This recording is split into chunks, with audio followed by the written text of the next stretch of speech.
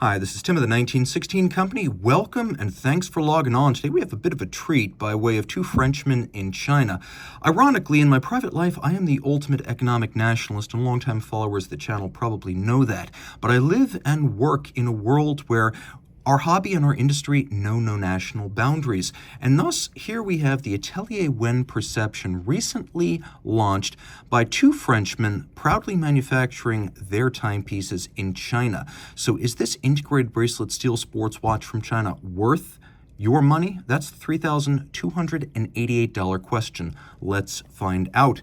I was lucky enough a few years to sample the original product, and I have to say they've come a long way since then, starting with the presentation of the box.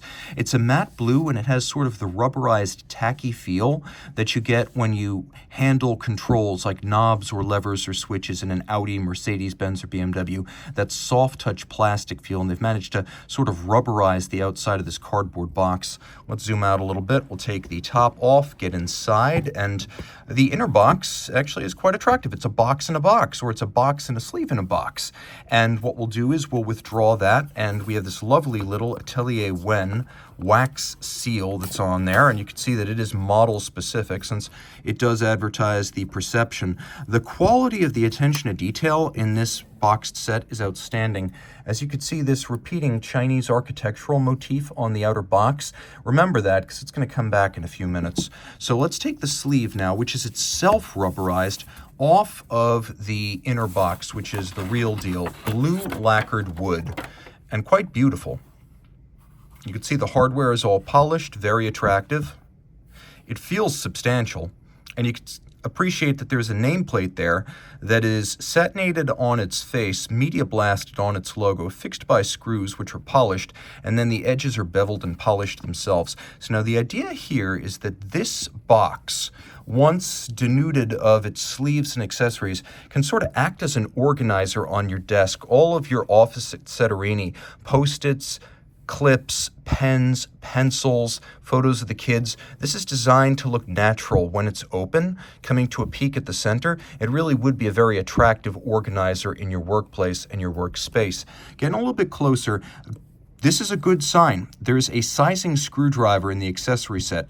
I like that because at this price point, they could very easily have used a bracelet held together by pin sleeves, but they're doing it with screws and they're giving you the tool up front. There's a little additional cushion if you want to keep the watch in here. And hey, desiccant packets, I guess more is better, right? Keep everything fresh.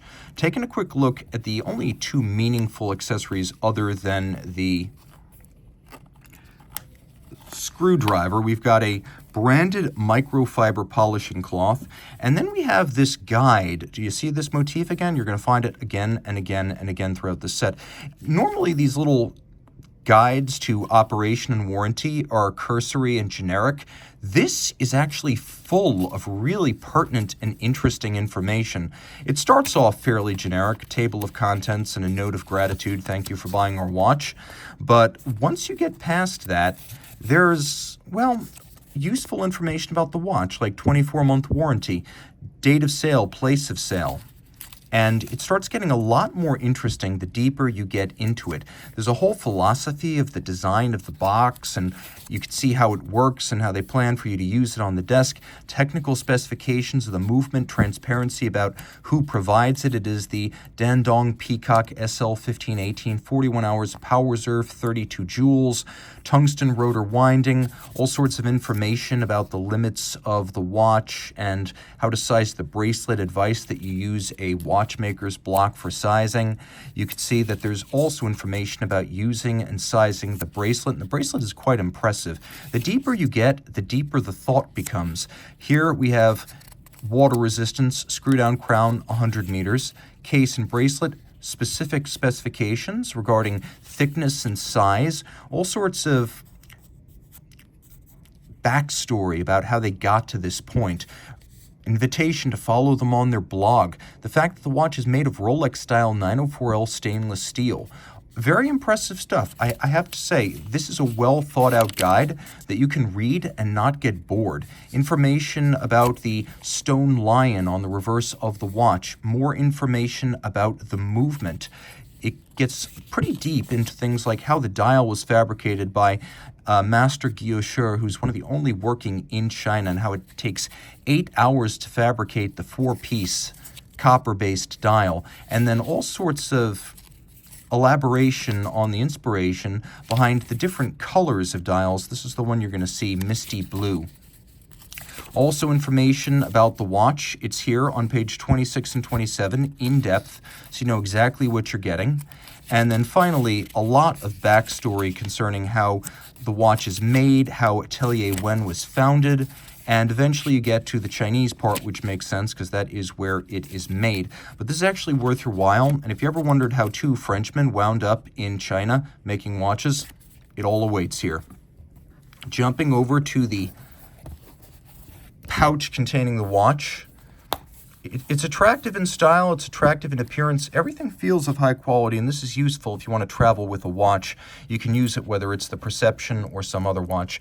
Interesting shape. It reminds me of a lot of watches all at once, but officially it is inspired by traditional Chinese pagodas. I see a little bit of the Patek 3770 Nautilus, the Audemars Piguet rectangular Royal Oak from the 80s. I think that's the 6002, I want to say. And the rectangular version of the Vacheron 222, which I think was the 46004.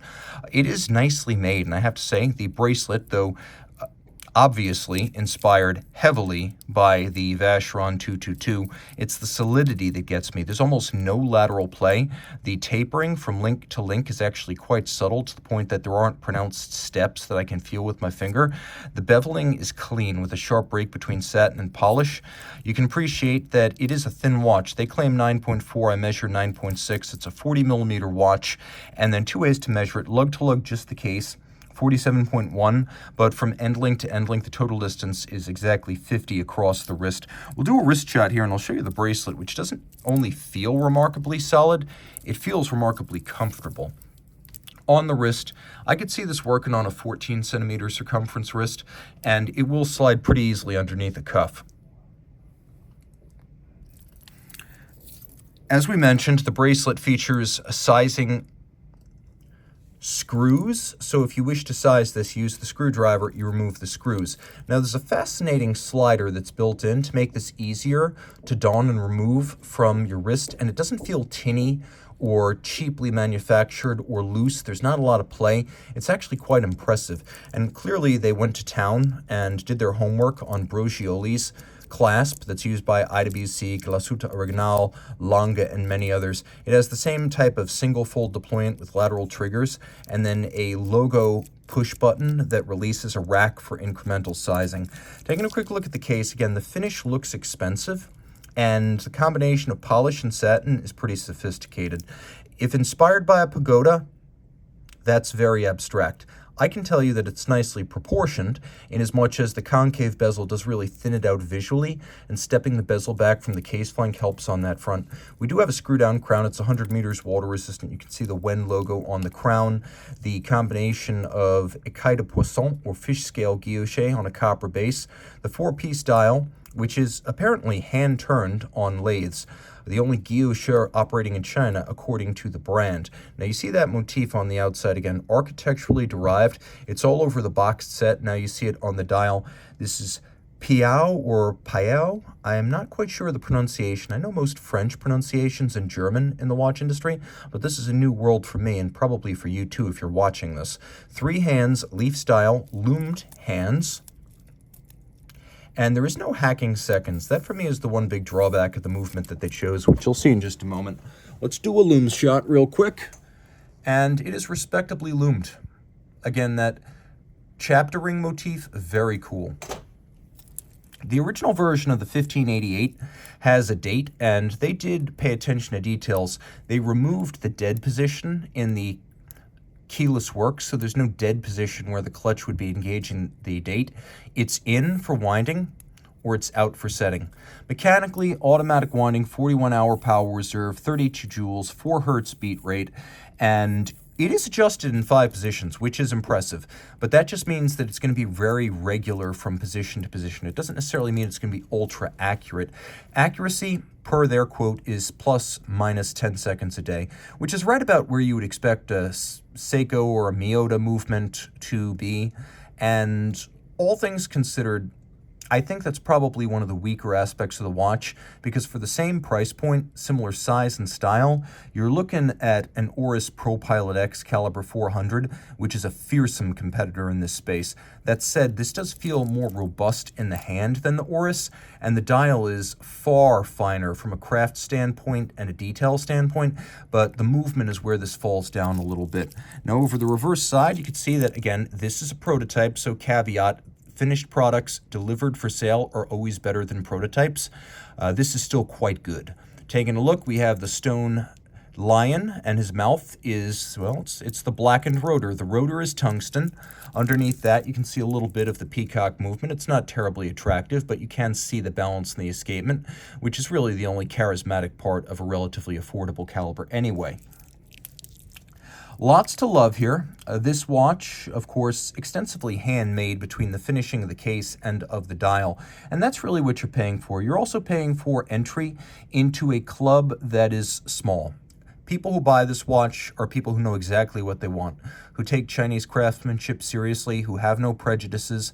They don't see it as stigmatized. It's kind of like Doc Brown and Marty McFly in Back to the Future Part 3.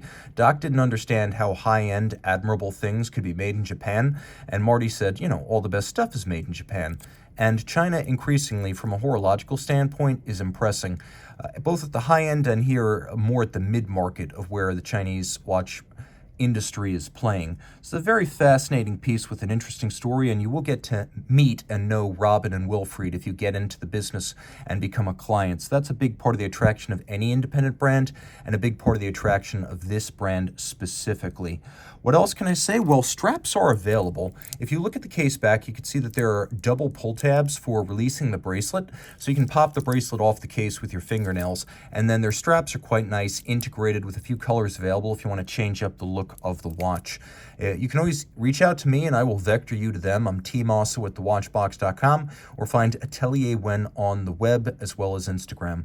Guys, you've done well. Everyone else, potential clients, you got to weigh the benefits with the costs of jumping into something that is very new from a brand that is largely untested. But their first round of watches after 2019 were a critical and economic success, and I think these guys have staying power. With that said, time out, Tim out. Thanks for logging on.